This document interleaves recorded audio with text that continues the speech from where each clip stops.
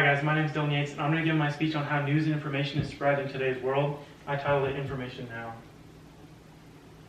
Okay, how news used to travel. So in the beginning of civilization, news traveled solely by word of mouth. It took days or even weeks to get news from one area to the next. This is obviously slow and sometimes unreliable. Obviously, if I go over to my neighbor's house and I tell him about something that just happened, and then he goes to his neighbor, it's just going to take a long time to get all the way through, like, even just one town, let alone like states or nations or anything like that. And a lot of times the news will be a lot more unreliable because it's just obviously by word of mouth.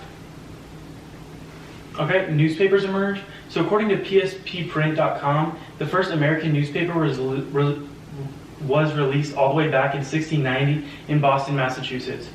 Once newspapers became more popular, news spread much faster. Daily newspapers made news available to people daily, and they could even have it delivered straight to their front doors. Okay, newspapers continued. Newspapers often had sports sections for people to check out sports scores along with games such as Sudoku and crosswords. I don't know anybody other than like my grandparents that really do these, but they were the generation who had these and they really grew up doing them. Newspapers were often more reliable than word of mouth travel because there were editors checking all the papers before they were released. Newspapers have seen a decline in sales since nightly news on TV and then on our phones and everything is all digitally accessible. Okay, television news. News stations began to broadcast nightly news on TV as early as 1950. Major companies took over the news broadcasting world. According to History.com, these consisted of ABC, CBS, NBC, and then within the last couple decades is CNN. So all of these are still major companies that are still broadcasting news to this day. Okay, news stations. News could now be broadcast over the television and offered more current information than newspapers could. Information could hit the TV within a few hours or even a few minutes, as opposed to the newspaper having to wait until the next day to release it. So when like breaking news hits, something like a mass shooting or something like that, a lot of times they'll interrupt TV and just put breaking news on. So it really is within minutes or sometimes, I mean not seconds, but yeah, minutes. News stations are still widely popular to this day and many people enjoy watching it every night. Okay, smart devices. So cell phones and other smart devices are used by mass amounts of Americans today. It allows us to receive or send things to people almost immediately. News of big events such as natural disasters or mass shootings can be sent around the world within just minutes. I mean, literally minutes. It can get from here all the way to like Germany.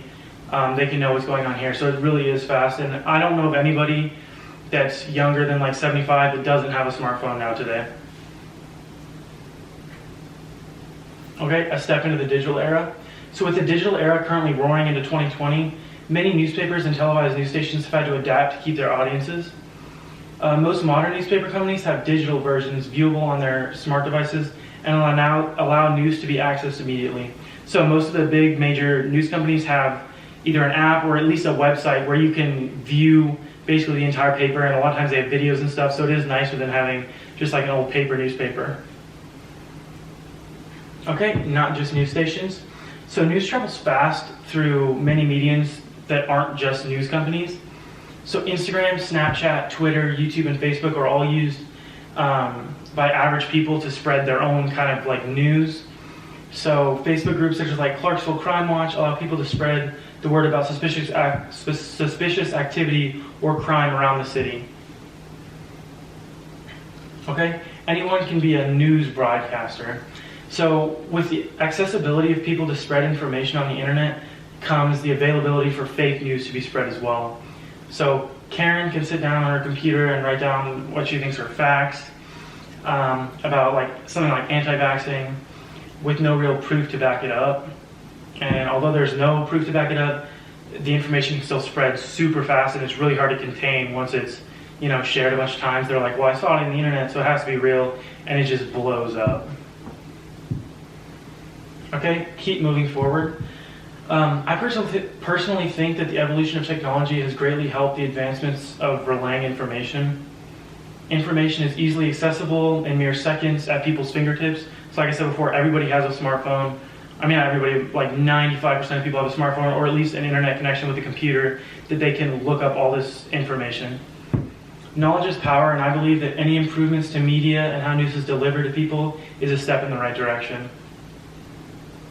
Okay, here are my sources. Thank you so much. I hope you guys are being safe.